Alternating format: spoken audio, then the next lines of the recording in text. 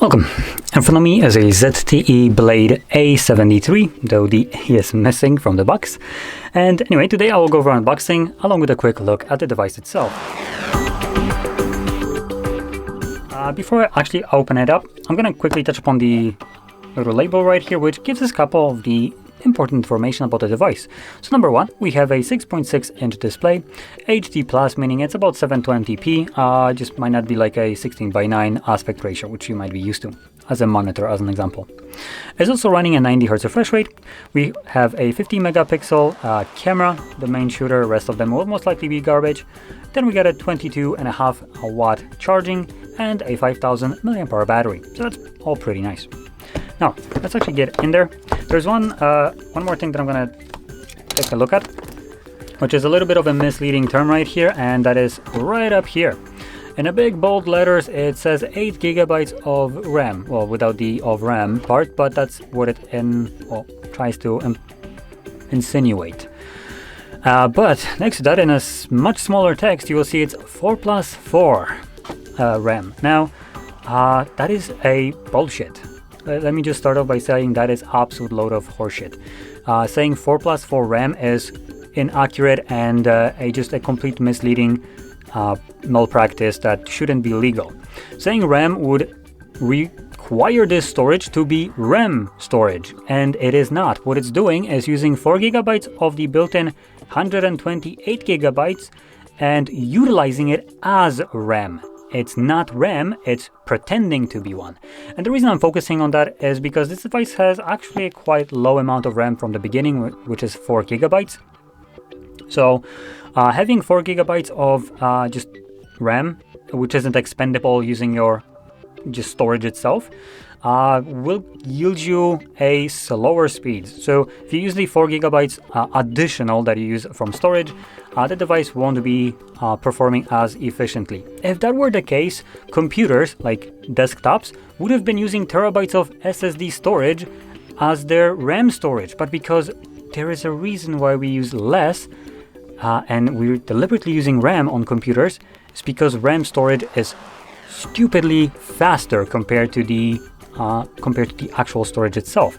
It is designed to write or read and write from it almost instantaneously compared to the SSD as an example, which will have significantly slower speeds. Therefore, utilizing it as such is doing a disservice to calling it RAM. And obviously it will never come close to performing as well as a phone that would have at least 8 gigabytes of actual RAM. So, that being said, now that you know that, I do sorry for that. I would recommend trying to stay away from utilizing the storage as RAM, because this should be in the settings. And altogether, if you have the option, I would probably recommend going for the different model of this device. This one costs about 100 euros. ZTE has a couple other phones that come at like 20 bucks more or something like that, or euros. For instance, if I bring up this one, Blade, let's say V50, I think it was. Where's the little marking? Yep, that's a V50 design. And this one also has, this one says it has 18 gigabytes of RAM, but it's 8 plus 10. 10 obviously being the bullshit storage.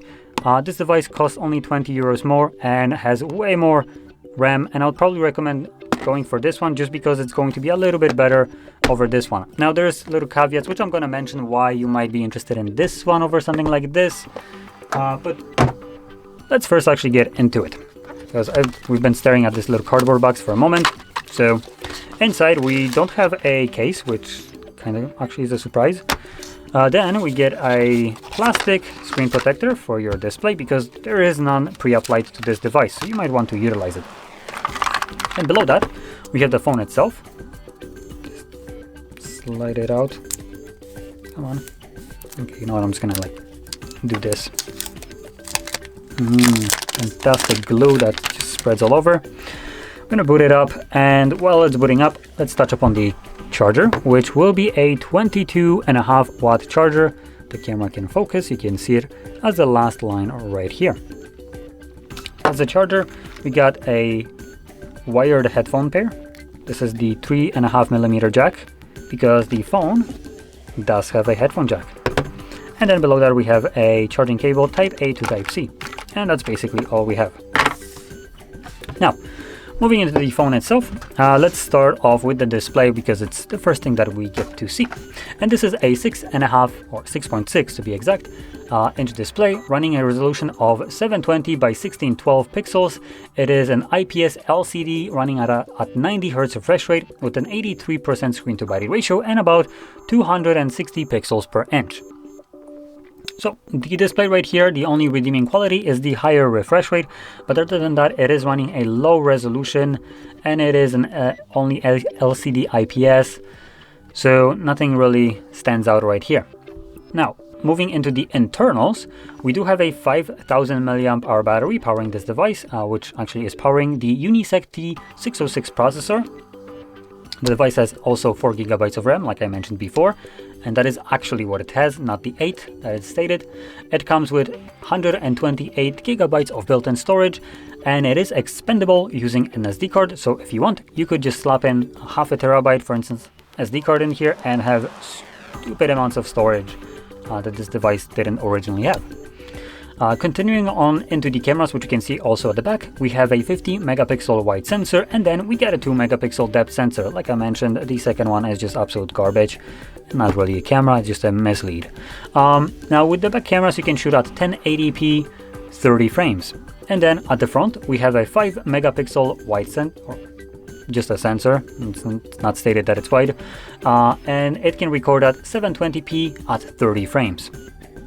So there we go. Now a couple additional things. We do have a fingerprint side mounted and that doubles as a power button. We get our volume rockers, then at the top we get absolutely nothing. And then we have our SIM/SD tray, and then at the bottom, headphone jack, microphone, charging port, and speakers. All being housed in a plastic body. So this is plastic back, plastic frame. Obviously the front is glass. And that's basically all the worth mentioning info. Now, the device comes in 3 different colors, gray, blue, or green, and that's about it. Obviously, you can see which color I have here. Okay, now going back to what I was saying at the beginning with different devices. So this device, the only redeeming quality for it is the 90 Hz refresh rate for the display, but even in this aspect you do get to sacrifice resolution because it does have a 720p resolution compared to the €20 more expensive device which has more RAM and 1080p display. So it will be sharper image on a display, though it's then losing the 90 Hz refresh rate and only running at 60. And other than that, it will boast a triple camera setup, though just like this one, there is only a single camera that is worth mentioning, which is the main 50 megapixel wide sensor. And the only reason why I recommend going for the other device, which is €20 more if you're deliberately looking for a ZTE phone, I just want to point that out, is because it's not a big jump in terms of a price, but the RAM that you get with that other device will be a decent bump up, basically being doubled, which will yield you a better experience in terms of how snappy the device feels like, because it will keep more apps open in the background. So when you're swapping between them, you won't have much of a loading time. They will just continue to be open if, for instance, you have like 3 different apps open that you're swapping between. Something that you might not experience with this device just because it's also using storage as RAM, and 4 gigs at the beginning of just talking about RAM is on the lower end. Therefore, when it starts using the actual storage, you might feel a bit of a slowdown in terms of how snappy it feels to swipe between applications that are already supposedly open. So I just wanted to point that out and give you an alternative in the same brand and not much more different in terms of price. So there we go. One more thing that actually differs between the A73 and the V50 is the fact that the V50 comes also with the case, which this device, like I said, surprisingly didn't come with a case. I unboxed a couple of these ZTE phones, and so far all of them that I had here came with a case. This one is the first one that didn't. That's why I was a bit surprised by this. So anyway, with this being said, hopefully you found this video helpful and informative, and if you did, don't forget to smash like, subscribe, and thanks for watching.